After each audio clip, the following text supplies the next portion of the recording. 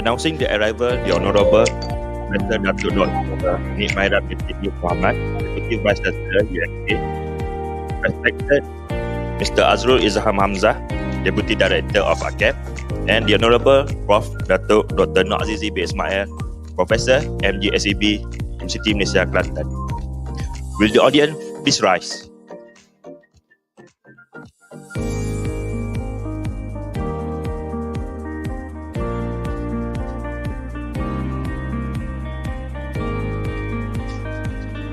National Anthem Negara.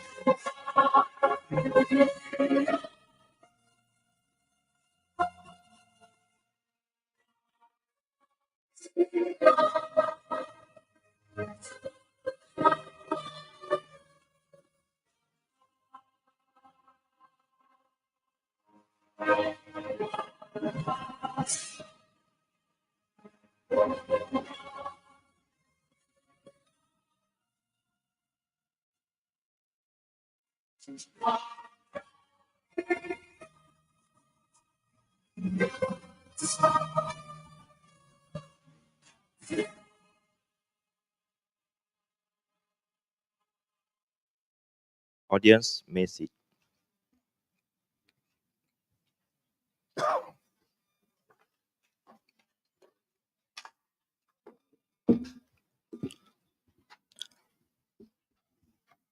Assalamualaikum warahmatullahi wabarakatuh and a very good morning.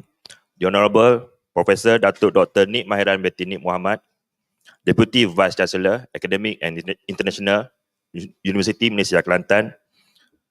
Respected Mr. Azrul Izham bin Hamzah, Deputy Director of Higher Education Leadership Academy, AKEPT, Ministry of Higher Education Malaysia. The Honorable Professor Datuk Dr. Nur Azizi bin Ismail, Professor, Malaysian Graduate School of Entrepreneurship and Business, MGSEB, Universiti Malaysia Kelantan. Distinguished and respected scholars, experts, academic professionals, esteemed participants, ladies and gentlemen. Welcome to Business Acumen in Higher Education Leaders. Today, we are gathering here to explore the dynamic world of enriching and polishing future higher education leaders. Let's begin our program today with recitation of Doa. Please welcome.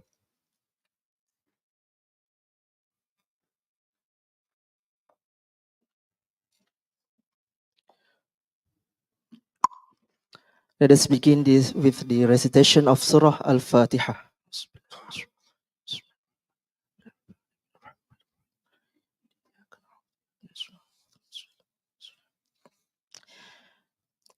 أعوذ بالله من الشيطان الرجيم بسم الله الرحمن الرحيم الحمد لله رب العالمين اللهم صل وسلم على سيدنا محمد الفاتح لما أغلق والخاتم لما سبق وناصر الحق بالحق والهادي إلى صراطك المستقيم وعلى آله وأصحابه حق قدره ومقداره العظيم اللهم إنا نستحفظك ونستودعك أدياننا وأنفسنا وأموالنا وأهلنا وكل شيء أعطيتنا اللهم اجعل في كنفك وعياذك وجوارك وأمانك من كل شيطان مريض وجبار عنيد وذي عين وذي بغ ومن شر كل ذي شر إنك على كل شيء قدير. Ya Allah, Ya Rabbi, we gather here today to express gratitude upon your greatest gift towards us. In conjunction with this event, the Business Acumen in Higher Education Leaders, we ask for your help and guidance. Ya Allah, all sublimity is for you. At every incline and all praise is for you. At all times, under all conditions. Ya Allah, we seek your assistance and humbly ask your guidance. And we beseech your forgiveness and return to you in repentance. We cherish faith in you and place your trust in you. We attribute all goodness to you and we are grateful to you. Ya Rahmanu Ya Rahim, Ya Allah, kindly give us strength and courage to face the struggle to find and gain knowledge. Kindly bestow blessings, physical and spiritual health, fitness of mind, peace of mind, and strength of spirit. Ya Allah, give strength to our teachers and our leaders to continue to serve for people, society, nation, and religion. Ya Dhal Jalali wal Ikram. Ya Allah, make our country a country with God, the blessing and favor, everlasting peace and prosperity of all time.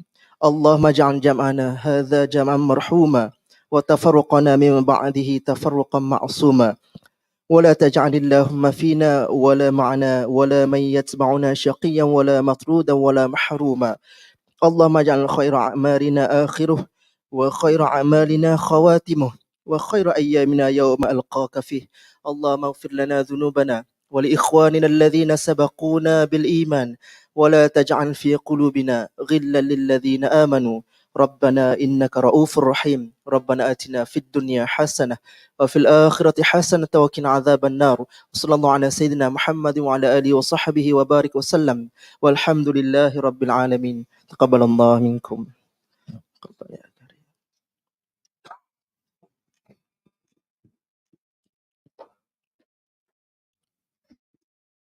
Amin ya Rabbil Alamin. Ladies and gentlemen, let's begin our program today with the opening speech from Mr. Azrul Izham Hamzah, Deputy Director of Higher Education Leadership Academy, AKEPT, Ministry of Higher Education Malaysia. Please welcome.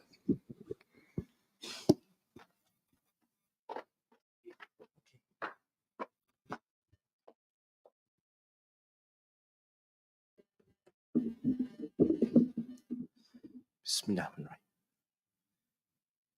Thank you very much, Mr. MC. Assalamualaikum warahmatullahi wabarakatuh and a very good morning. Yang bahagia Profesor Datuk Dr. Nik Mahiran binti Nik Muhammad, Deputy Vice Chancellor Academic and International of University Malaysia Kelantan. Yang berbahagia Profesor Datuk Dr. Nur Azizi bin Ismail, Professor Malaysian Graduate School of Entrepreneurship and Business, University Malaysia Kelantan. Tuan Sari tak ada lagi. Okay. And also my colleague yang berusaha, Professor Madya Dr. Azila Shakawi, Deputy Director of AKEPT. Ladies and gentlemen, participant of the program today. First and foremost, I would like to convey the salam from Professor Hashita. She will not be able to join us this morning, but inshallah she'll be around later today. This is due to a last minute call up from KPT. She need to be there this morning. They have an really ad hoc program called yesterday evening. Members of the audience, first I would like to extend our sincere gratitude and syukur to Allah Subhanahu Wa Taala for allowing us today together in this auditorium of AKEPT to be together in this program called Business Acumen Higher Education Leaders Program.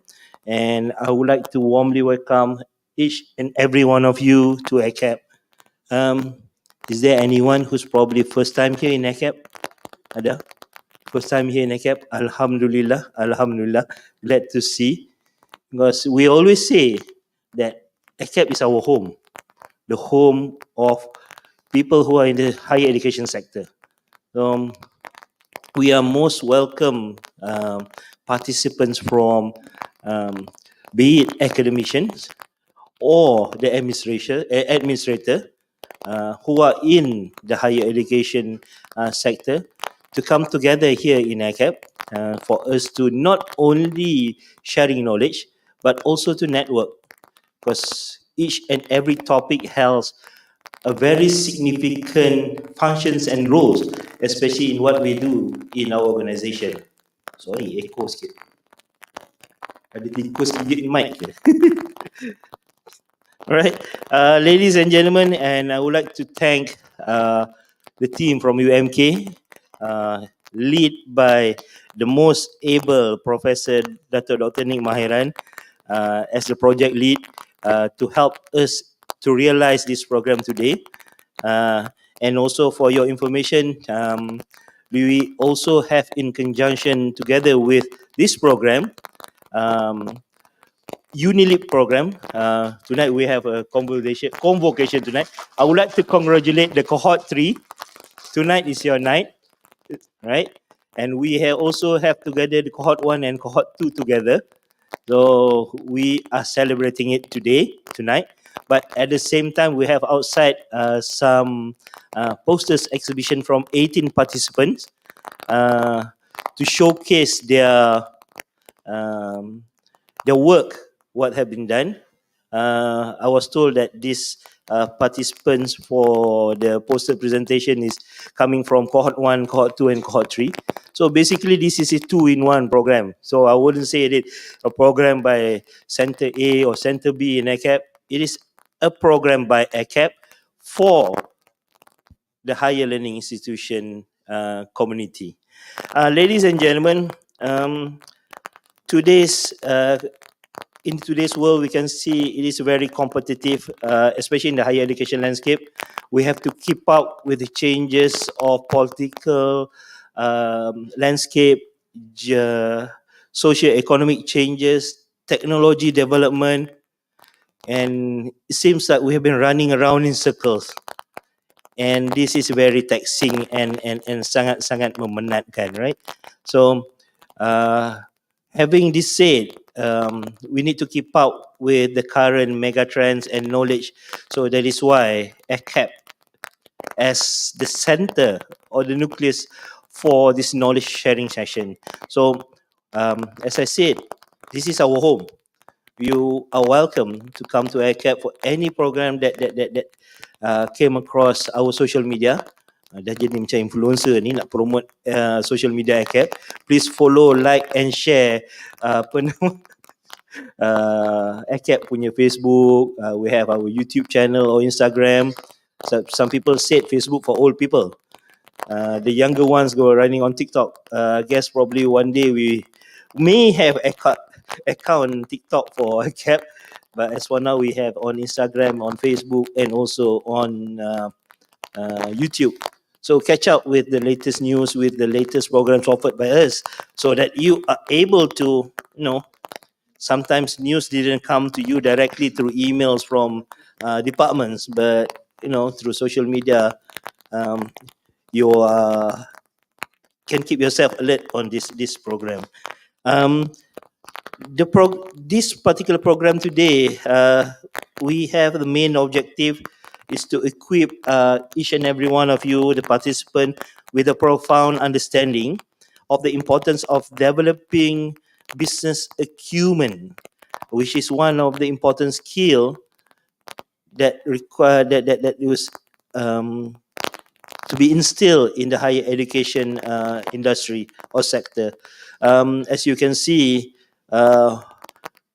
apart from the budget received from KPT, for example, we need to generate incomes from all sorts of angle. I guess if you can see, the past month, AKEPT have launched a module on Izawin, the zakat, endowment, and wakaf module. So this is something that we are taking serious about.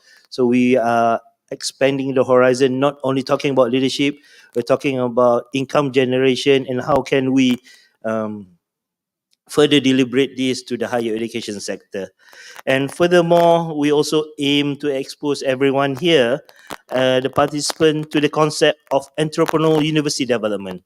And today's discussion will encompass several ways for university leaders can actively support startups and spin-off companies. This includes providing resources, facilitating strategic partnership, and offering crucial intellectual property management guidance. Ladies and gentlemen, Alhamdulillah, today, as for the keynote, we are very blessed. We are very honored to have two distinguished figures in higher education, which is first and foremost Professor Datuk Dr. Nur Azizi. Thank you very much, sir, for agreeing to be here. That he will share later on the topic of business acumen for higher education institute leaders, steering the entrepreneurship and innovation agenda. Innovation is also important. As you can see, how can we convert innovation or creativity researchers into income? And next, later after Dato' Azizi, we also have Professor Dato' Dr. Ansari as a second keynote speaker, which also addressing another important aspect of the entrepreneurship, which is adopting to technology disruption. As we can see, everything now is on your fingertip, it's on your mobile phone. In a way, COVID is also a bless. We are adapting to technology changes rapidly. We sit at home, ordering food panda, ordering Grab food, without ever have to think nak masak apa hari ni. Even though there's a Facebook page called apa masak apa tak jadi apa hari ni, something like that, and that is something that keep us sane during COVID. But thanks to technology also, it facilitate our day-to-day life. As you can see, registration of students, in fact, income tax filing also being done, digitalization. Things are getting more and more tech savvy nowadays. And I would strongly say, if one day, satu hari you all tertinggal telefon kat rumah, hati tak keruan. Betul kan? I don't think there's any one of us can survive your day without your smartphone around. So there is also about adapting technology disruption. So that was part of the second topic that we'll cover. And also, Alhamdulillah, we also have panelists for our forum later today, which will be moderated by Professor Datuk Nik Mahiran herself. And with the panel, Datuk Dr. Wahid Omar, no need for the introduction. We also have Dr. Mariani Hamid. Kalau yang tak kenal, Dr. Mariani Hamid adalah penerima anugerah akademik negara tahun 2023 on product innovation and commercialization. So we have the person herself that can share on product innovation and commercialization later. And also we have Dr. Wan Rahana, the VP of Technology Ventures from MTDC. She would probably share on the facilities or the kemudahan-kemudahan yang ada with MTDC on how can you facilitate income generation for the universities. Ladies and gentlemen, I didn't mean to talk much. It's not from me. We will have a very insightful and impactful sharing session later with our keynote speakers and panelists. But I would like to emphasize here again, AKEPT have a very important role to develop the leaders of university. When we mention leaders, it's not only the top 4 posts, the VC or TNC or registrar or bursar or treasurer, but also at the mid-level. We need to focus grooming the future leaders starting from now. Those who are at the grade 48, 52, that coming up, the emerging leaders, people like you guys here in the room. Okay, this is why it is important here for us to stick together, share our knowledge, share our experience together, take this advantage, ask a lot of questions to the panelists and also the speakers, so that this will be a convergence of minds or pencambahan fikiran, so that it wouldn't be a one-way traffic. So your experience or your knowledge probably different from the speakers, so it can be shared across the auditorium today. And ladies and gentlemen, as you engage in today's session, again, I would like to encourage everyone to actively participating throughout the day. Inshallah, hopefully this will benefit you. And lastly, before I conclude this speech, again, I would like to express my sincere gratitude to each and every single one of you here for your commitment to advancing the higher education leadership. And today is not just a program, but it's a progressive step towards the future where our universities are becoming the hub of learning and hotbeds of innovation and entrepreneurship. And I would like to thank again the organizer both from UMK, AKEPT, for making this a reality, and hopefully it will benefit everyone. And last but not least, dengan lafaz Bismillahirrahmanirrahim, I would like to declare the business Acumen in Higher Education Leaders Program is officially open. Let us immerse ourselves into this knowledge, collaboration, exploration, and further ado. Wabillahi taufiq wal hidayah. Assalamualaikum warahmatullahi wabarakatuh. Thank you very much. Thank you to Mr. Azrul Izham Hamzah, Deputy Director of AKEPT.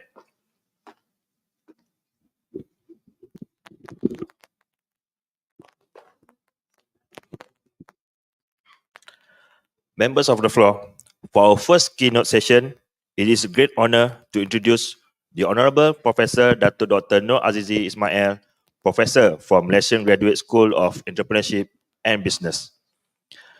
Professor Datuk Dr. Nur Azizi bin Ismail was a former Vice Chancellor of UMK.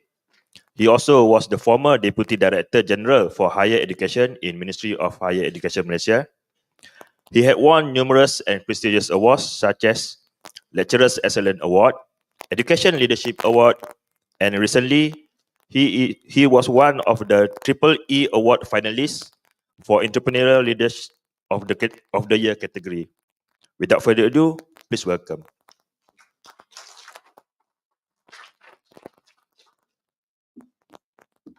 Bismillahirrahmanirrahim.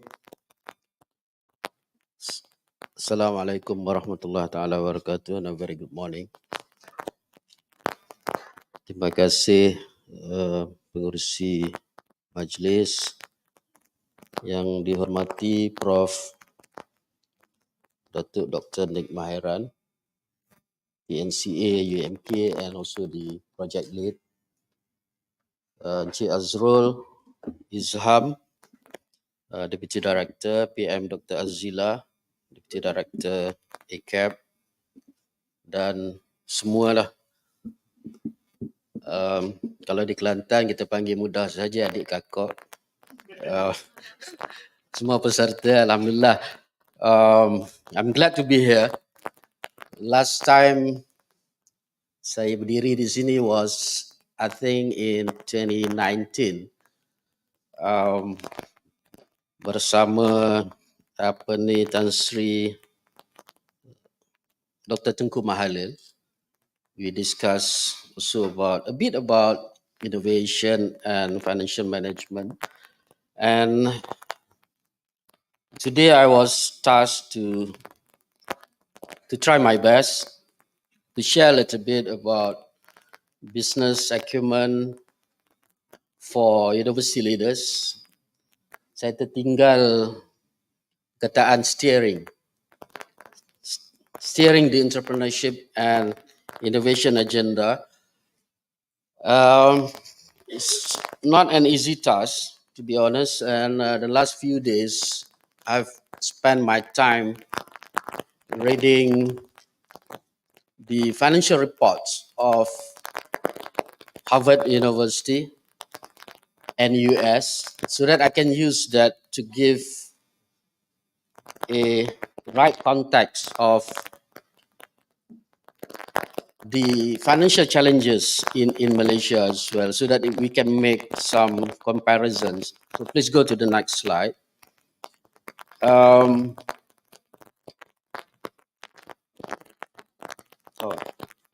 Okay, mana? Okay. Apa dia bunyi? But it's okay. life is full of challenges. Okay, this is the outline of my presentation today. A little bit about the how to simplify the financial management, and then I will share a bit of tukar. Okay, right.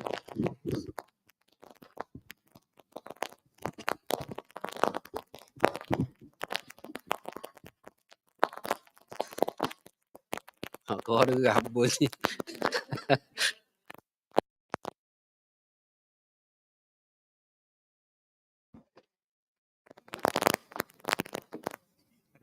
Ada. Okay, ada, alhamdulillah. So, and then what's next? What are the challenges? And I will touch a little bit about leadership and innovation, which are very important if you want to push forward the entrepreneurship agenda. So, dah ada dua, simple je. Apa ni, financial management ni, first you need to know what is the operating income. Mana datang duit? Okay, the main source of revenue, I will use the word income and revenue interchangeably. Of course, is the tuition and other fees, related fees. That's the main source of income for higher education. And then if we provide scholarships, or sometimes we have to refund the fees, especially during the pandemic.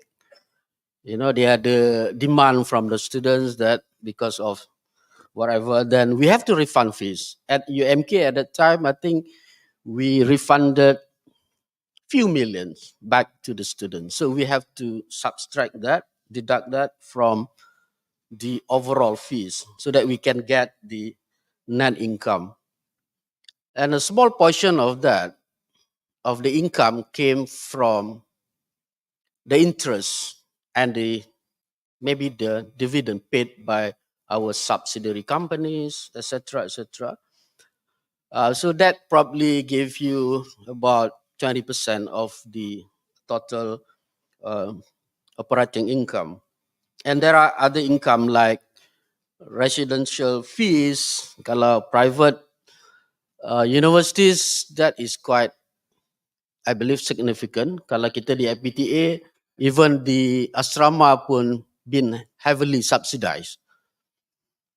And then if you are good, you can offer many training programs. You can get money from that, from consultation, and probably a little bit of royalties from copyright, IPs. Then syndicate give donation in the form of wakaf, zakat, ataupun derma lah. And probably also some sponsorships that we receive. So basically, those are the items for operating income. And next is the operating expenses. The biggest chunk is the salaries. Nak bayar gaji. And the rest probably on travelling. Siapa yang suka travel. And some rental if you rent buildings. And of course, we have to pay insurance for our building as well. And pay for the healthcare of our employees and students, marketing, advertising, supplies, equipment. So basically, those are the items for operating expenses. And then, ini nak bagi konteks saja, ingat ramai orang faham ni. Whether we have a surplus or deficit. Tolak sajalah.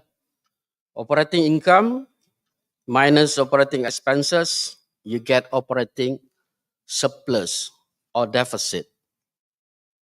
Kalau tanpa government operating grants, semua IPTA memang deficit.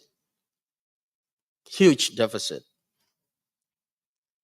Okay, then bila kita campur balik government grants, then kita akan dapat the surplus or deficit. Biasanya deficit lah juga, even with the government grants.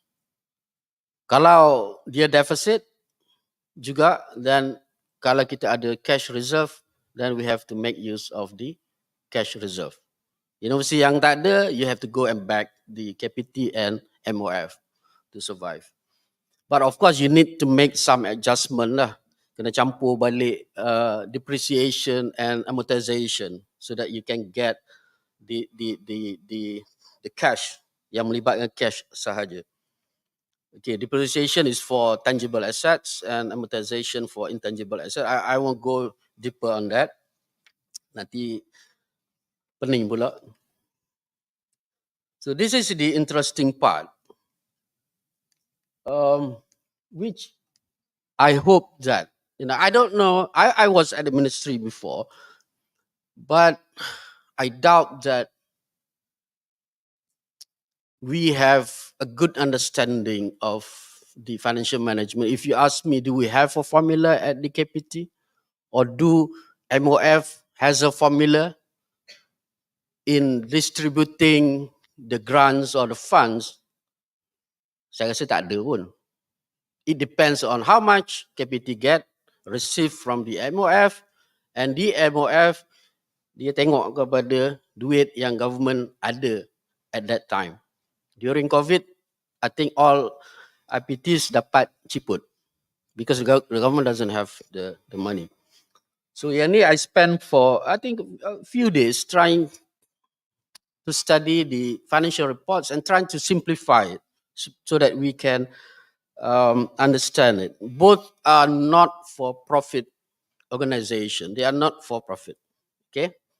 Kalau betul-betul private memang for profit, but these two, if you read the financial report, they declare it as not for profit organization. Okay. Apa dia? Operating income for NUS is about 800 million Sing dollar. Kalau Harvard, 1.3 billion US dollar. And then they deduct the scholarship and other students' awards ataupun grants given to the student.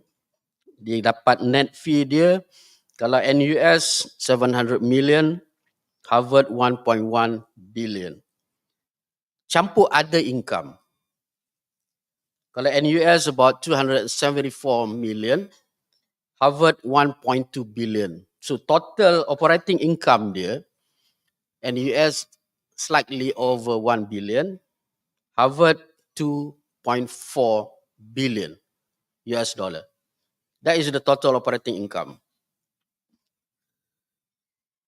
Banyak Sebab dia punya scholarship tu 181 juta, far higher than our total operating income di UMK. Kecil tak kecil kita. And then let's look at the operating expenditures. NUS paid more than 1 billion, 1.14 billion Sing dollar on salaries and employee benefits. Kalau dalam ringgit itu berapa bilion tu? Kalilah sekarang berapa? 3 lebih kan? 3.5 something. Harvard is about 3 billion on salaries and wages.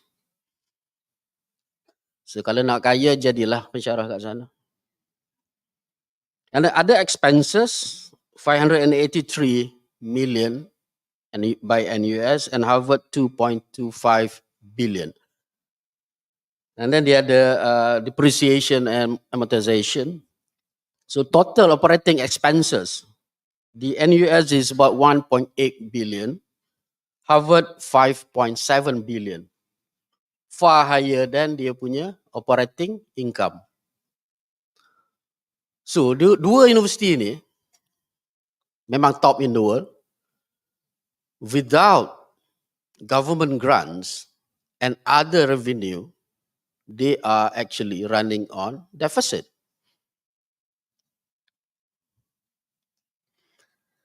Okay, kita tengok pula. Ada lagi satu. Tak ada lama dah. Okay.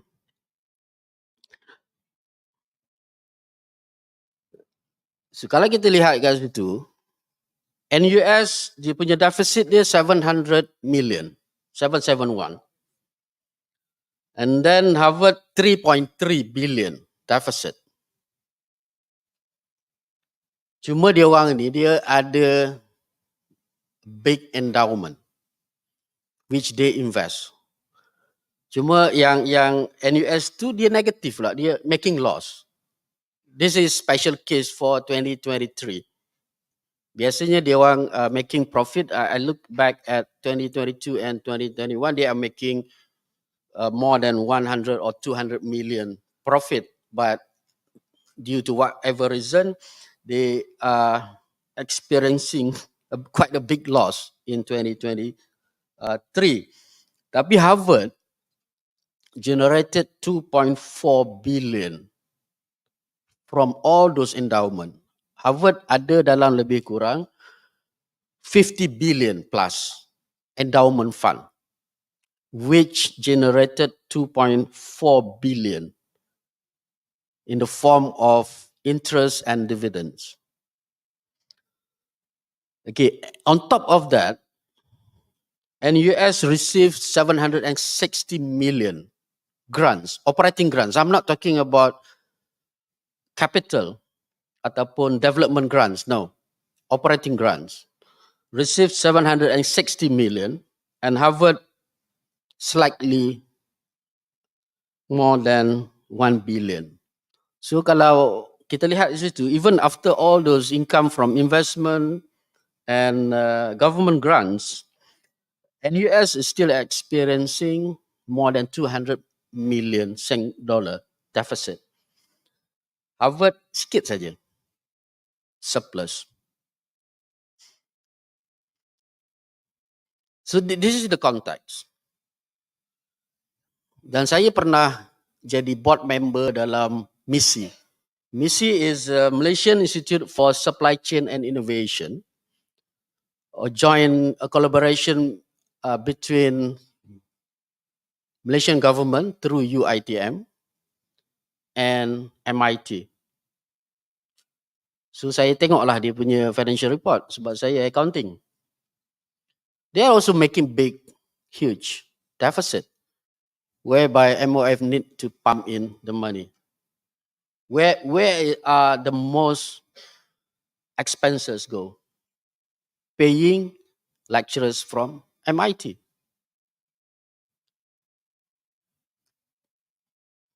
Walaupun fee dia tinggi, fee dia tak subsidize. Kalau if you do a masters in supply chain innovation, for a 10 months program, they will charge you 97,000 ringgit.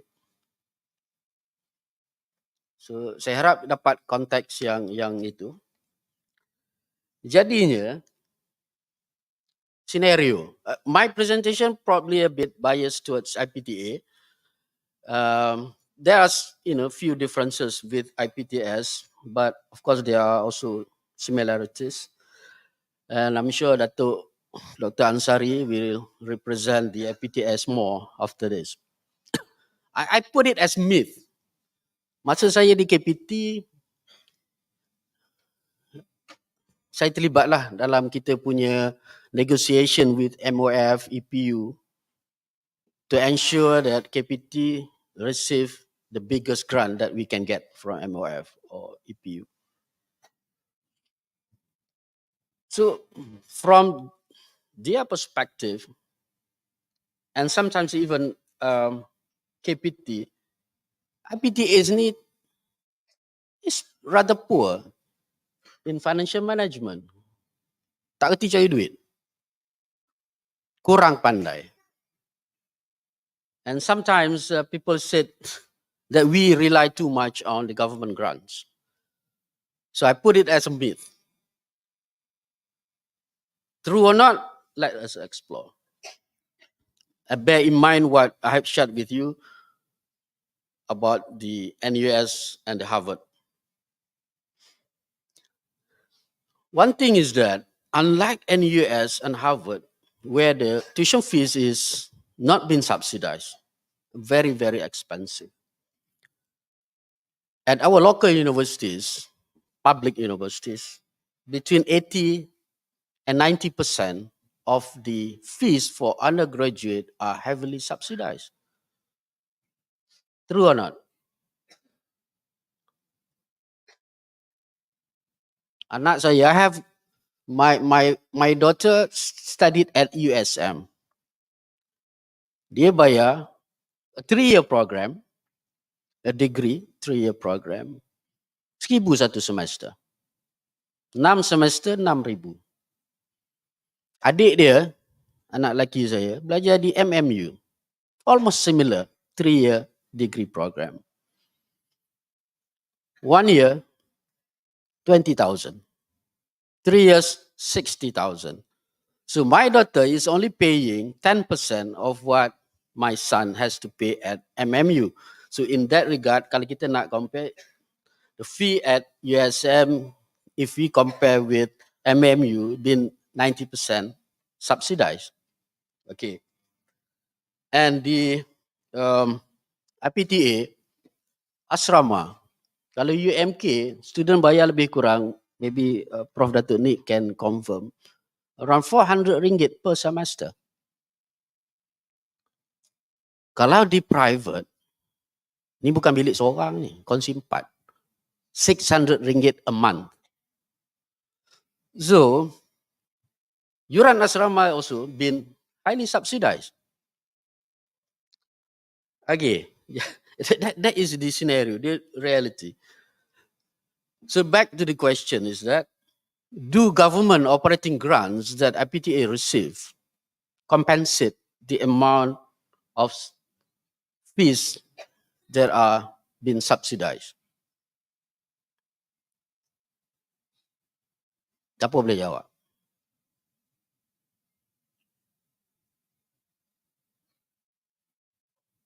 Agak-agak lah. Saya tak kata yes, saya tak kata no. Cuma saya kata, if the answer is no, what are the alternative source of income that universities should focus on? That's the challenge that we have to address today. It's not easy. Jadi VC pening lah. Orang kata tak kerti cari PT. That is our core business is that undergraduate, postgraduate. That's where the main source of income. Okay, let's look at UMK sikit lah. Pakar-pakar tengok lah yang UMK pun ada. Saya perasan.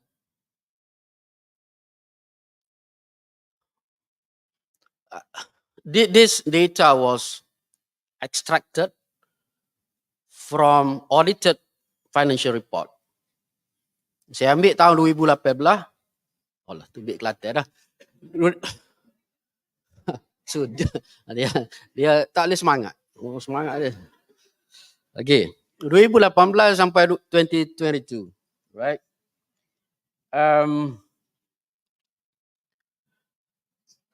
Kalau if you look at the tuition fees, not much compared to other bigger IPTAs, but you can see the increment of the tuition fees. Cuma yang tuition fees itu is the net fee. Okay, because in 2020 and 2021, kita bagi balik kepada student a few million. So the actual fee is actually higher than that. But ini data ni saya tak nak banyak sangat, jadi saya dah ambil the net tuition fee. And then we have other income. Yeah, the income ni mostly from the fixed deposit that we put in a bank. We receive the apa ni interest haram, tapi kita letak dalam Islamic bank lah. And I think we are not that lucky that, you know, saya ingat tahun bila je kita dapat sikit daripada dividend daripada our subsidiary companies, because the subsidiary companies also not making much profit. Dia pun tak boleh nak bayar dividend, but doesn't matter. So total operating income on the third row, you can have a look. And then you look at the operating expenses. Okay, my time as the VC was 2019 until end of August 2021. Tak cukup 3 tahun, adik kakak. Tak apa. So that, and 2020 and 2021, we were hit hard by COVID. Of course, we reduced the mostly traveling expenses. Kita save kat situ. But we also lost in terms of the tuition fees, which we have to give back, small portion of it back to the students. I don't know what was spent on 2022, sebab kita spend banyak, 161 million. Okay, we tried to save money those 3 years, maximize. Nanti saya akan cerita pasal OBB sikit. Ada mitos yang mengatakan pembaziran berlaku during 2019 to 2021. So I presented the audited financial report for everyone to see. The biggest money that we spent was in 2022, not during those years. So that's a operating deficit.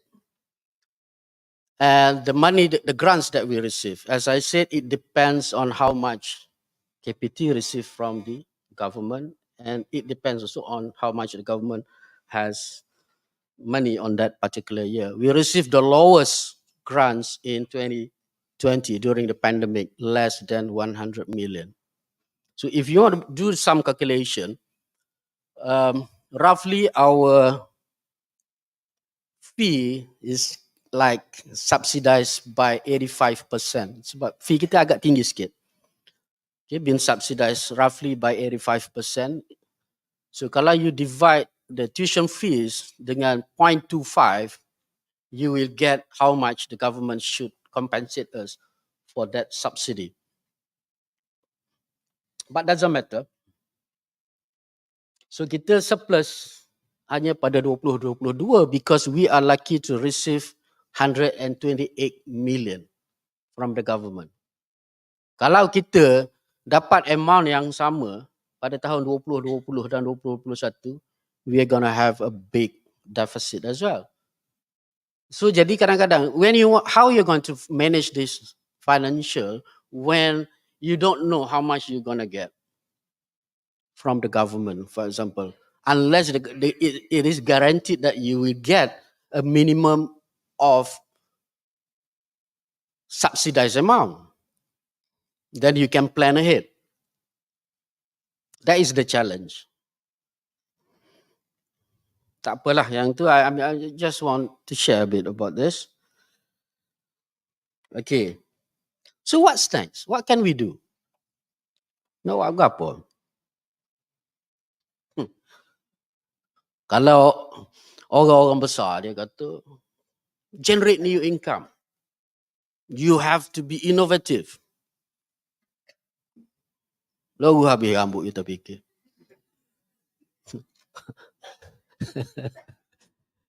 Oh, dia kata reduce the expenses. Use or adopt or apply OBB. Itu kata pembesar-pembesar. Okay, let's look. How can we explore it? Okay. I I try to do this, This one I also extract from the Harvard Financial Report, the latest one, 2023. Sebab dia punya fiscal year ended March. Kita fiscal year ended December. Jadi, inilah. This is the very latest info. Kalau kita tengok situ, only 22% of the fees came from undergraduate. Sebab dia student di Harvard ni 7,000 sahaja undergraduate. Graduate student or postgraduate 14,000. Mana undergraduate student only half of the total number of postgraduate. Tapi dia banyak generate income from postgraduate and professional degree programs. Yang kita pergi tu, visi-visi kita lah. Kalau pergi kursus sebulan, bayar 250,000. Itu contoh dia lah. Ngaji balik dengan harapan jadi cerdik belaka. Okay, and then we have continuing education and executive programs, which contribute about 29%. Yang tadi 37%. And of course, dia punya asrama pun mahal. Board and lodging. Board and lodging ini, dia bukan untuk student duduk masa undergraduate duduk masa semester saja. When they organize the short training, executive training pun dia charge pretty high on that accommodation. So you get that inilah, okay, context dia. Kalau kita tengok, what are other revenue or income, source of revenue income? Okay. Harvard generated close to 300 million from publication and royalties from copyright. Ini contohnya case study.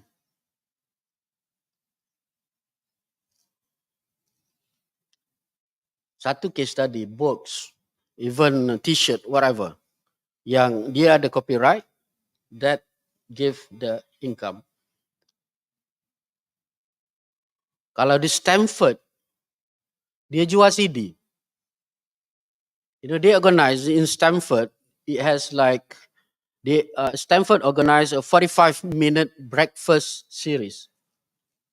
Dia panggil CEO, dia ambil video, dia jual balik. Berpuluh ribu satu set. That's how they generate income. Ni pun kalau nak jual, kita punya talk bagi ni, tak laku rasanya. Kalau yang university organize that you take a video, can you sell it? We have to find a way. And then royalties from commercialization of IPs, which give like almost 60 million. And then ada banyak lah. Rental, parking, services, blah, blah, blah. Total almost 800 million. So what are the lessons that we can learn from this? Apa yang kita tak biasa buat di tempat kita yang probably we can explore to generate the income. Write case studies. I have a coffee chat with Professor Richard Victor way back in 2014. Richard Victor, dia tak tulis jurnal. I remember he told me that at Harvard, we have three types of professors. One professor who wrote and published in top ranked journals. They don't care about Q1. Yang betul-betul top. Q1 doesn't mean dia bagus. Okay, itu yang pertama. Yang kedua dia kata, professors who write and publish hot seller books. John Cotter, for example. And me, dia kata, I don't do both, but I write case studies. And he told me why. I tanya why. Dia kata apa? Dia kata apa, Cik? Dia kata, you know what? The royalties that I get, what do you get by publishing in academic journal? You got nothing. If you if you publish books, you get royalties as long as people buy your book. And I wrote case studies. I still receive royalties from the case study that I published from 30 years back. So on top of the high salaries, they are also making good money for themselves and also for the universities. Kalau kita tulis case study, orang nak jual, orang nak beli. Pula. Okay. Okay, that is a challenge. If we have yet to reach that level, we have to strive to be at that level. So what I can conclude or summarize is this. If our focus is on the undergraduate, we may need to explore, attract more postgraduate students. Sebab undergraduate pun kita ada limit, the maximum capacity that we can take at a particular university. And also international students, because these two are lowly subsidized or non-subsidized. We need to explore micro-credentials. Banyak universiti cakap kita ada banyak micro-credential. Di UNK pun dia kata ada. Masa saya visit, saya tanya boleh jual ke tak? I don't care about ada.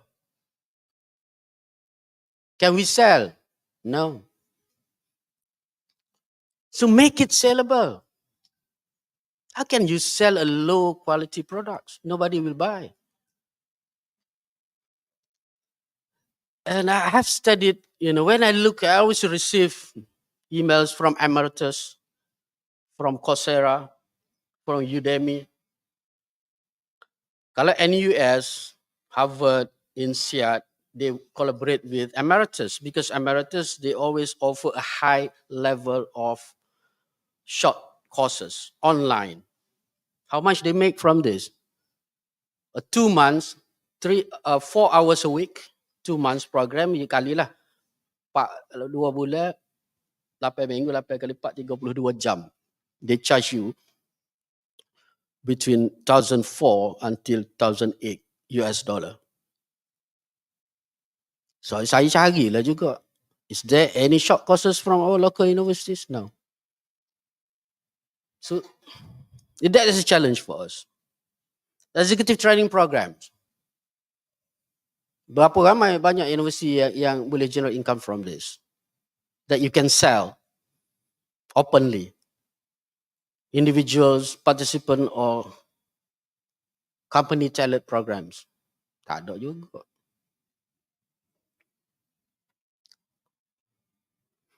How many income do we generate from consultancy services? Siapa nak employ kita? I gave a talk at UUM, I think last month. How are you going to sell your expertise to the industry? Do they care that you are the 2% scientist that I have published hundreds of Q1 papers? No. So the marketing approach has to be different.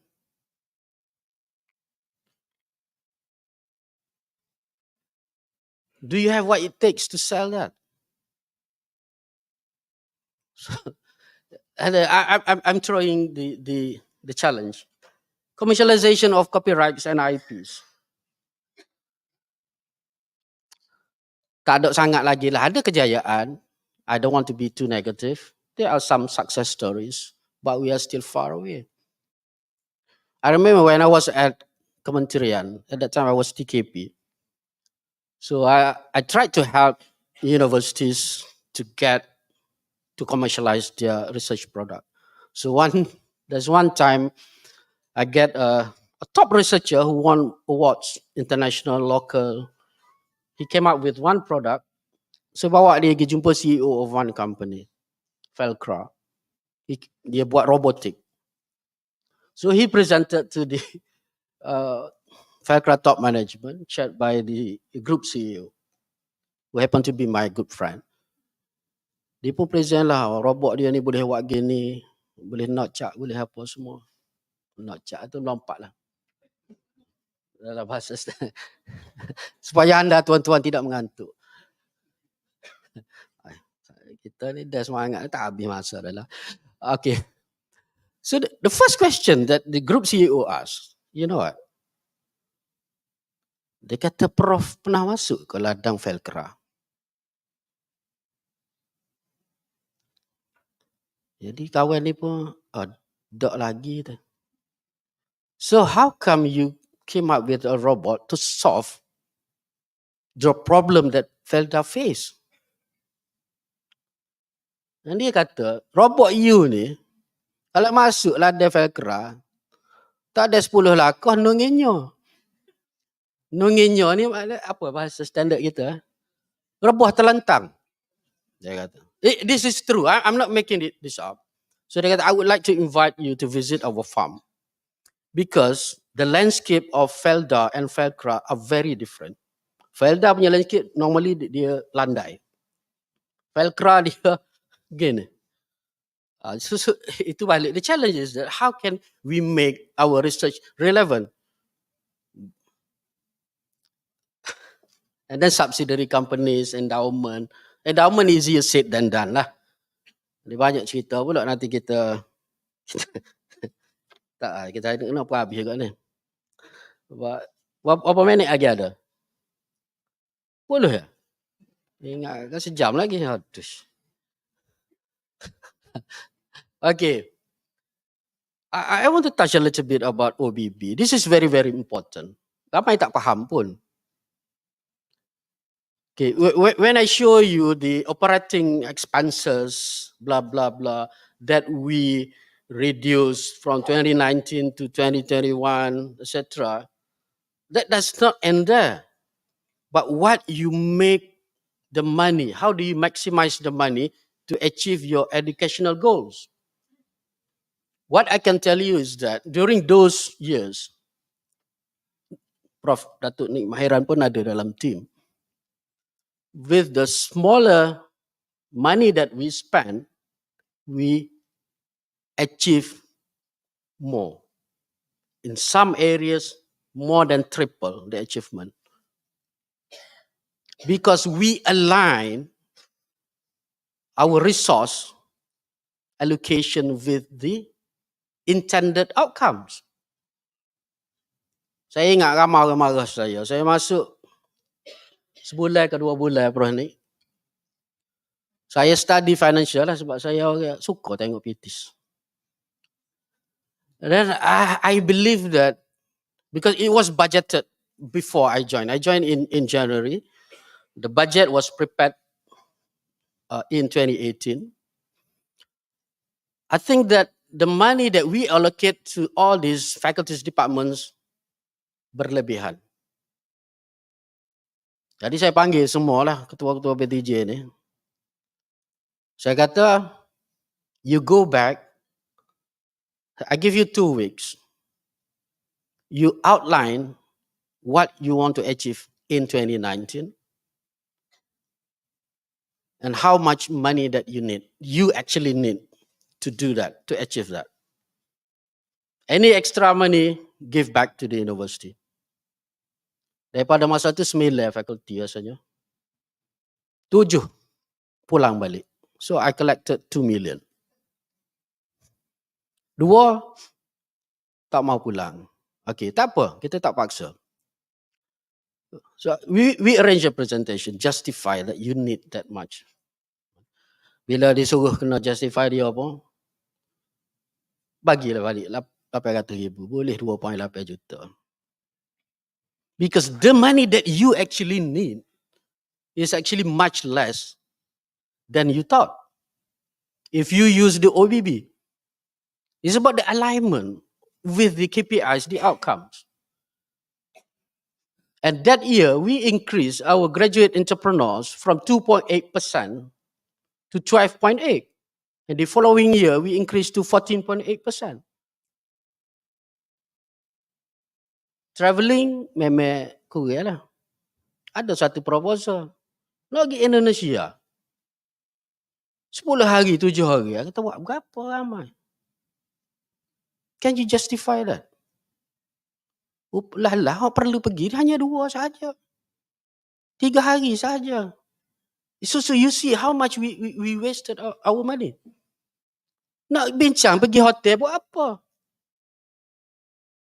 Contohnya, you go to any private universities, you go to any private companies, the discussions that we need to have it at the hotels can easily be done in your bloody office room. So that's how, and yet we are based on perceptions. Kan, jadi, apalah, waktu tu, hanya cerita semangat pula dah. OBB success factors. Okay, to do OBB, you really need to understand what OBB is all about, how to make it a success. You must have a clear outcomes, what you want to achieve. You cannot have too many outcomes. It has to be focused, specific. That's what we call SMART. Specific, measurable, achievable, relevant, time bound. You must have the timeline. Must be data driven. Bukan perception kita. Most of the time we make decisions based on perception, which most of the time are wrong. Of course, stakeholder engagement, you need to get buy-in from the board, etc., etc. And how do you track the performance? You engage, kita tengok, you ada majlis kualiti? Ada. On paper, yes. Bila last meeting? 2017. Lepas pelancaran, mampu. You know, this kind of thing, then how do you measure? Because you need to measure the track, the progress every quarter to make sure that OBB works. And what do you learn if you do not achieve? Okay, so jadi banyaklah. Nanti tengoklah, belajar sendiri. Lagu mana? Challenge. Pertama sekali. Okay, if you really want to generate income from consultancy, from executive education, etc., we need to reskill and upskill our lecturers. They don't care about your PhD, man. Seriously. You must be able to talk the business language. How many of us lecturers yang involved dengan industry, they can speak the language? If you don't, you go and learn. Saya banyak terlibat. I consider myself as lucky since I was a young lecturer. The world is different. So you really need to upskill, reskill yourself. And that's lack of confidence. Why? They don't confident. They tak ada trust on us. Then we cannot sell. Prepare paperwork pun macam buat proposal research. Maaf. Tak lagi lah boh. And go straight to the point. If you cannot convince within 5 minutes, you cannot sell. People don't have the time to listen to your presentation. Seriously. Saya pernah ada satu kes UUM. Saya sebut UUM lebih sikit lah. Chan, sahabat lama. Ada satu kes, saya TNCP and I di UUM pada ketika itu. Kita dapat job from one big company. Bila siap, the company refused to pay. Not a single cent. Jadi saya pun diberi tugas baru je jadi TNC. Kita pun tengok. Saya pun tengoklah report yang kita buat tu. Saya pergi jumpa VC. VC nak sama. Dia kata, boh, tak payah sama lah boh. Buat malu kita je. Sebab report kita ni pun parok, berat. So what I'm trying to say is that we don't have what it takes. We really need to upskill. Macam mungkin tahu Ernst & Young punya project. Dia kata apa? If you want to bring it to the court, we want to sue us, go ahead. But we're not going to pay you a single cent. Because what you gave us is just rubbish. That's one case, quite extreme. And then that's competition. You know, if you're talking about HRDF funds, I study, there are about 700 million fund available. And 400 million funds been used. There are many more funds. Can we compete with those outside? Banyak tu, beratus training providers. Do we have what it takes to compete with them? Opportunities abundant. Consultancy. Consultancy is quite luxury. You know, I give you one simple. I work, as a specialist consultant with one firm. 3 months job, 1 million. Rule of thumb. That company got 6-month job, 2 million. But of course, to get that, it's not easy. You have to deliver. The risk is very high. If you do not deliver, you can be sued. So, catch it now. Check out now. I'm throwing out the challenge. Kemudian, reward system is biased too much towards academic. Siapa nak buat mana ni, they're not being recognized. Kalau, itu pun kena tengok. There must be some strong political will from the VCs, from the board to change a bit. You need to have a special track for that. And I would say the strict MQA KPT regulation, probably. Saya banyak juga advise UMPSA. UMPSA lost about 20 million from professional degree programs. As the executive program, diploma executive, blah, blah, blah. Sebab MQA kata tak boleh. MQA tak recognize. But that program is meant for industry. Industry doesn't need MQA recognition. So kena ada a bit of liberalization from our regulators. If you want to dictate everything, then it's hard to grow. That's a challenge that I'm going to throw. Saya tak tahu ada wakil MQA atau KPT dalam ni. Itu kena tengok. Ya, kita bercakap gini-gini tapi tak baik.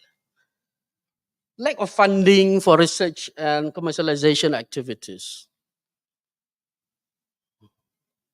Reality is about only 5% of the patented products from research that can be commercialized. Only 5% will be the jackpot. And we need funding for product validation. Dia tak boleh terus nak pergi market.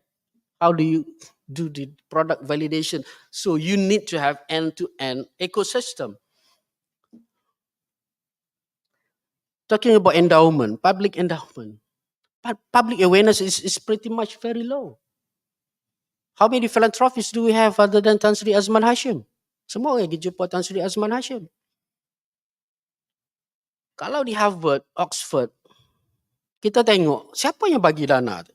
Saya pergi ke IMD dan sebagainya. Kadang-kadang ada satu orang kaya, hantar anak dia belajar. Anak dia jadi sangat berjaya kerana menghargai bagusnya universiti itu menjadikan anak dia seorang yang sangat berjaya, dia pun bagilah berapa puluh juta. That's how they collect. Kalau kita, we go and beg for it, there are two ways, What we are doing now, we go and beg. Harvard don't beg. People come to those institutions to give the money because of the quality that they provide. We haven't reached that level yet. Kita bolehlah sikit-sikit. UPM is one of the success stories. Berapa puluh juta dapat. Congratulations. But that is pretty much small. Yang ada lain, UMK, ada Maybank 3 juta. Tu je lah. UUM, CIMBW berapa? 3 juta dah. Dulu. So we haven't reached yang begitu. Dan juga kadang financial literacy among HEI leaders. Ramai tak kerti pun. Kurang faham. Jadi bila bercakap, berdasarkan persepsi. Hai, 5 minit lagi boh. Saya nak start. Last 2 weeks, I was with Tan Sri Idris Yusof. Dia ajak saya ke Besut Terengganu. Kebetulan dia balik. Dia jamu nasi dagang. And we have a discussion about success. Kejayaan yang dipermudahkan. Kejayaan yang diberkati. That is the theme of our discussion. There are 5 takeaways that I can take from my conversation with him. To be a leader, you must be able to think. In order to think, you must have the knowledge. Kena baca banyak. If you don't read a minimum of 20 books a year, I think you are not ready yet to be a leader. Lama kata sibuk. Tak ada masa nak baca. Awak jadi sibuk sebab awak tak ada ilmu. Kalau awak ada ilmu, you can manage it well. And you need experience. How can you get experience? By executing things. You need to act, bukan bercakap. Prophet Muhammad sallallahu alaihi wasallam menarik orang kepada agama kita bukan dengan preaching, by giving good examples. But we have good preachers who are leading us, not the doers. Okay, tak apa tu, semangat. Lama jadi benda lain. Okay, and then communication. You must have the ability to speak, to convey, to engage, to make sure that people understand. And being a leader, I want to touch a bit. The world is changed by crazy people, by crazy leaders. And to bring change, you must be ready to be misunderstood. Berapa ramai berani? When people hate you, you go and hug them. Yesterday, saya dia suka baca buku. Saya bawa lah buku, mari. Very good book. Bacalah, tuan-tuan. The Courage to be Disliked. By Ichiro Kishimi and Fumitake Koga. The courage to be disliked. If you want to be a great leader.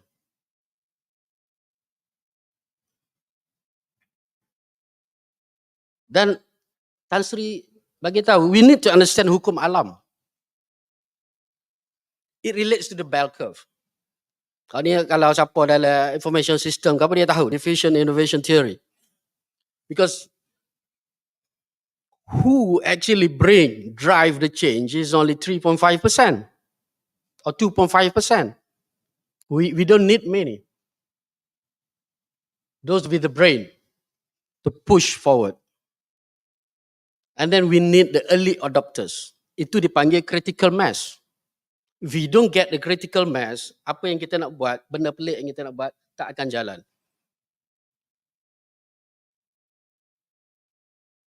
Dan dalam konsep kita kena faham juga Pareto Principle. Dia sebenarnya dalam Quran pun ada benda-benda macam ni. Tapi kita lupa lah, kita nak sebut Pareto lah, kita nak sebut bell curve, kita nak sebut diffusion innovation theory. Because the world is about balance. Ada orang cerdik, ada orang bodoh. Ada orang berani, ada orang penakut. Ada orang ambil jalan selamat saja. Naik bawah ni dia kepah ni, naik bawah ni dia kepah ni. Hak tu di tengah, ramai sekali. But those who drive institution are that 15%, the mass, critical mass. The last one is good intention. People judge us, not we who say that we are good. Yang mengatakan kita insan pilihan Tuhan. It's not us. Sebab itu dia kena ada keberkatan, tuan-tuan. Jadi dengan itu, Sadaqallahul Azim, saya minta maaf kalau ada salah silap tercakap.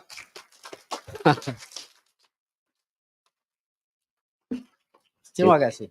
Thank you to Prof. Datuk. So, any question to Prof. Datuk? One or two question from the audience? Pahal belakang dah.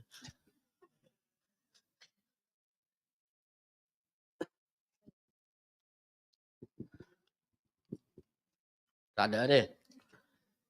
Ada. Sila.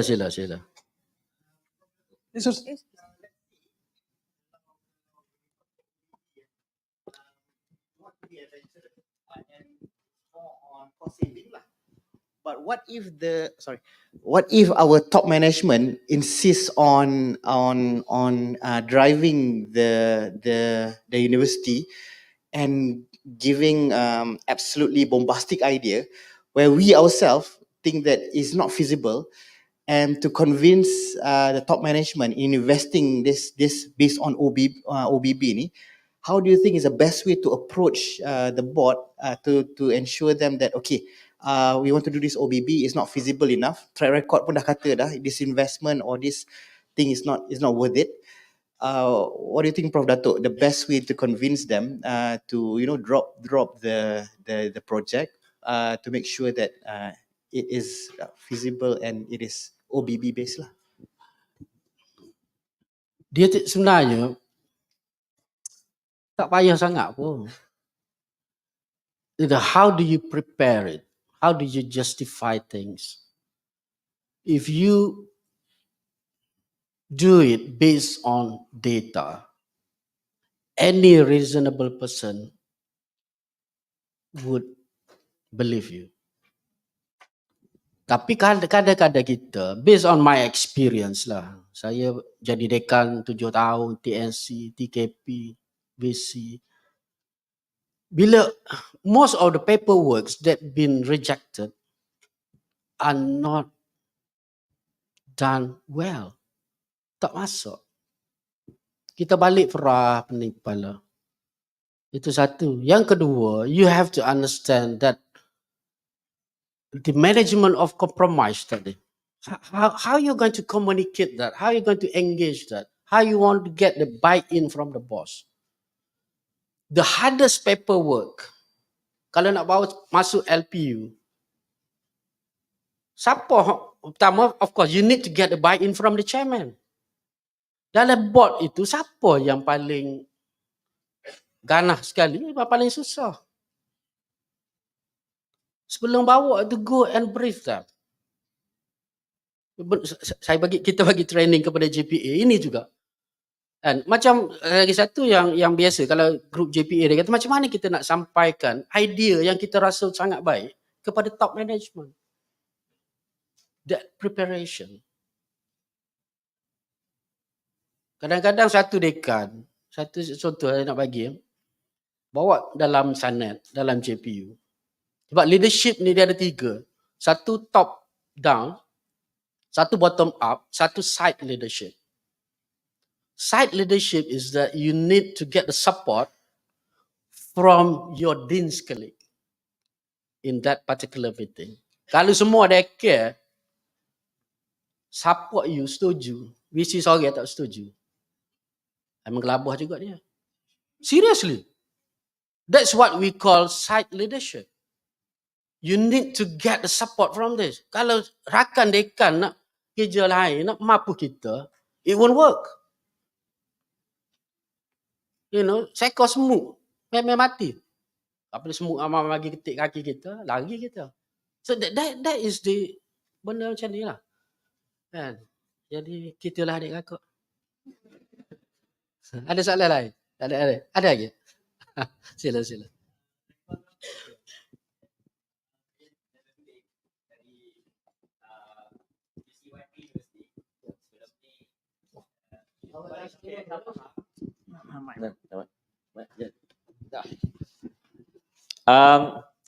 Banyak perkara yang kita sebenarnya institusi di bawah kerajaan negeri melalui Yayasan Pahang.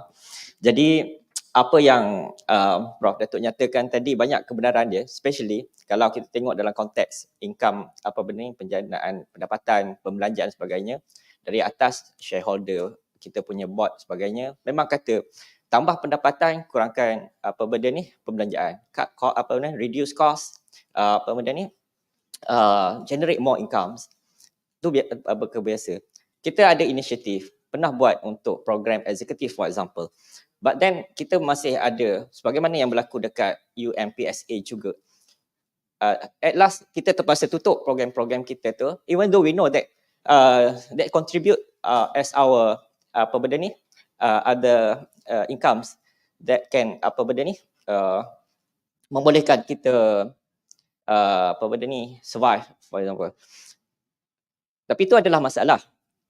Isu dia sekarang adalah bila benda tu dia terlibat dengan apa industri nak dan apa yang kita sebagai institusi boleh provide. Kita provide apa benda program-program yang kita kata perlu dapat kelulusan MQA for example. Dan industri mereka tak perlukan benda-benda tu sebagaimana yang Prof Datuk nyatakan tadi, which is betul. Dilema tu kat mana penyelesaian dia, yang kalau kita kata ada jalan sebagai contoh ataupun perkara-perkara lain juga. Dia kadang-kadang, the battle is not easy. The fight can take some time. But kita sepatutnya ada contohnya kan. Kalau melibatkan isu yang sebegitu, kita boleh melalui jawatankuasa TNC, melalui jawatankuasa Naib Chancellor, that pressure and push for that. Dan kita ada juga jawatankuasa pengurusi lembaga pengarah. So kalau the commitment from that is solid enough, macam kalau dalam private university you have your own group, and if we can join force with the public universities for example, push that forward on certain type of program, professional non-degree programs, seharusnya dipulangkan kepada university. Let the market decide. If that program is bad, low quality, people won't take it. Tetapi kalau yang degree program dan sebagainya itu tak apalah. We can comply with the MQA dan sebagainya. Jadi the concept of autonomy, walaupun kita bercakap pasal autonomy, but what actually jadi saya mengharapkan kita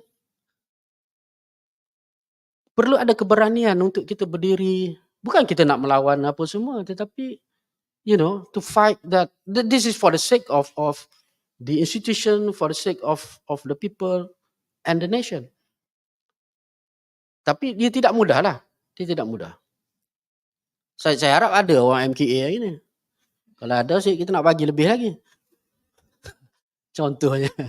Saya pernah berada di sana. Kadang-kadang kita ada contohnya kan. 2 kali setahun kita ada meeting antara KPT dan MQA yang di co-chair by KP and CEO MQA. Dan kita boleh bawa ke situ. Tapi yang nak push KP itu ialah daripada jawatankuasa Naib Chancellor. Dan Chancellor mungkin VC tak tahu kena datang push by jawatankuasa timbalan Naib Chancellor Akademik. So that is the process. Dan kalau tolak sekali, jangan kita merajuk. Lawan lagi. Improvise. Kalau perias sekali, menang selalu. Kadang-kadang saya cakap Kelantan tu. Bagi supaya dia orang tak tidur. Okey. Ada soalan lain? Ada lagi ni. Maknanya kita berjaya lah mencuit. Okey. Kawan lama kan daripada UUM. Okey. Tak apa, ya tempik je. Boleh dengar.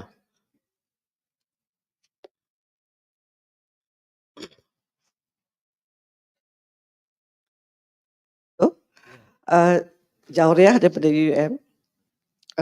Saya memang tertarik, Datuk punya, what are you presented just now? Everything you put all this, you list down all this challenge, and you talk how to even to get the income generation for the university.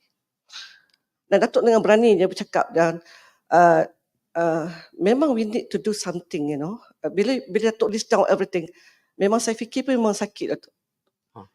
Saya merasakan bahawa education perlukan satu transformation, bukan saja peringkat KPT, bukan peringkat, memang di peringkat negara. Saya merasakan bahawa adakah perlu universiti menjadi income generation?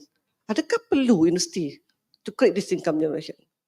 Dan menyebabkan, dan you say that most of the academicians are not entrepreneurial mindset. How can they generate income to the university even they are not? Hak tu kena ubah tu. That's why lah. That's why saya melihatkan benda tu Datuk selalu besar dah. Saya suka keberanian Datuk. Memang kita perlukan orang-orang yang berani untuk mengatakan actually sampai masanya kita transform. Adakah kita mikirkan inikah education yang kita nak? Adakah kita selama ni berpuluh tahun, 60 tahun merdeka, kita sebenarnya tersilap jalan. Kita perlukan jalan yang baru, yang perlu buat yang lebih kritikal, yang lebih berani. Adakah, dan kita academician actually, like you say, kita bercakap dengan fakta. Kita bercakap bukan dengan sentiment. Kita tak sepatutnya cakap dengan sentiment. People like us talk about collecting data, everything, so now we have brain. Kita sepatutnya come out dengan all the figures and make sure that now we are supposed to go this way, not that way. Datuk, saya punya saya punya cadangan that I really impressed. No, Datuk, you kena lebih berani, maybe lead this to go further. Terima kasih Datuk. Ya, dia banyak satu keberanian. Yang kedua, Tok Guru saya dulu cakap lah. Tadi pun pagi tadi ada orang pesan kat saya. You need to behave sikit. Be nice. Say things with a smile, even though it's pahit. But we have to say it. And in order to grow, to improve, we need to admit the mistakes that we make. Macam saya kata, sometimes I'm a bit critical with the academician. Bukannya saya rasa saya hebat, no. Because we have to challenge ourselves. Bila saya pergi ke industri, I tell you that. I engaged with the industry since 2005. You know, at that time, kita buat consultation with the GLCs, MNCs, etc. We learn a lot that during that time that I realized what we teach at the university are not the right way. Sometimes. Quite recently, I engaged with one consulting job. Saya dipanggil sebagai specialist consultant. Nama aja specialist consultant, but I can tell you that I learn more than what I give. The real world out there is different. So if you want to be in that, if you are not at that level, how can we nurture students that can meet the need of the industry? If you are just sitting in your room producing 10, 20 papers a year. Satu soalan, saya masuk UMK 7 Januari 2019. My first month, I have a walkabout di semua faculty. Saya pergi fakulti keusahawanan. Saya tanya, berapa ramai pensyarah keusahawanan? Pakai akad tangan belakang. In your phone, how many entrepreneurs contact that you have that you can call them at any time? How can you teach entrepreneurship if you don't know entrepreneurs out there? I have more than you. I mean, this is the reality that we have to admit and change. You ngajar entrepreneurship berapa? How can we invite them to our class if we don't know any one of them? They are close to you, that you can call for a coffee at any time. Do we have that? Kadang-kadang kita ni syok sendiri ngajar. Alah-alah, jual tudung. No, with due respect. Takkan nak jual tudung, tak masuk universiti. If that what we teach our entrepreneurship to our student. We should think more innovation-driven entrepreneurship backed by science and technology. That's what the nation needs. Tapi kita balik, do reflection. Do we have the right ecosystem?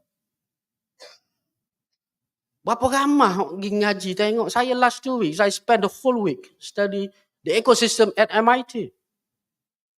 What they have, what we don't have. Let's try to do it. How many of us allocate the time for that? So these are big challenge for us. Really big challenge. And we need to have a strong political will to bring the change, the leader. Ada hok kecek pasal ranking. Kadang-kadang saya tergelak juga. You need good ranking. Nothing wrong with the ranking. What's wrong is that you are not being relevant. You play the game. Yang bercakap kutuk ranking pun, orang yang bercakap tu berani ke tak? To declare that I withdraw my university from all those ranking. Tak buat juga. Hak ni kita nak kata. What's wrong? Kita secara jujur, kita tengok.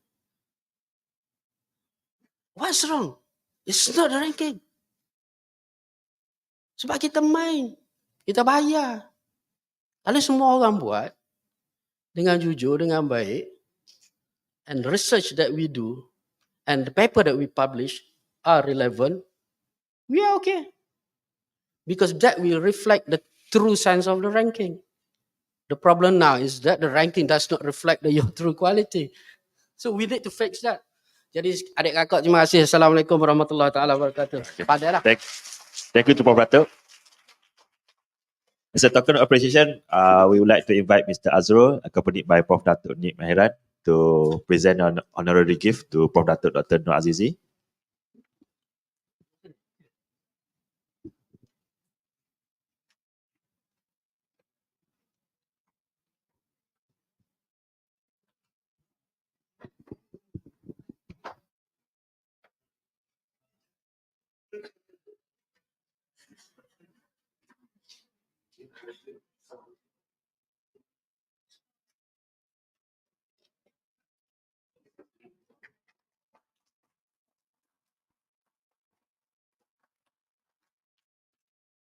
Thank you once again to Prof. Datuk Dr. Nur Azizi for that thoughtful and incisive speech. So we're going to have our short tea break. Before that, I would like to invite all participants to get a group photo session with Prof. Datuk Dr. Nur Azizi. Please, all participants can gather at the center of the stage.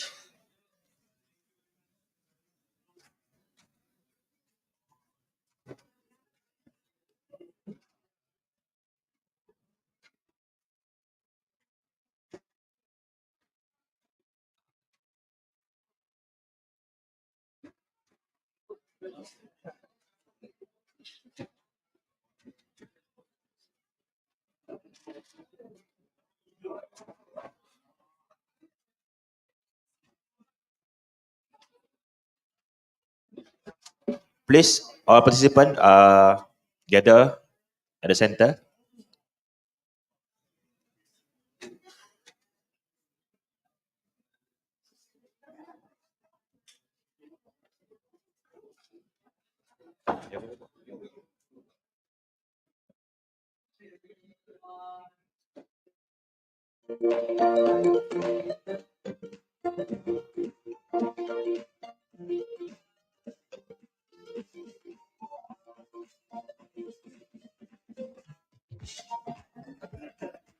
Thank you. So everyone can have a short tea break. Please return at around 11:10.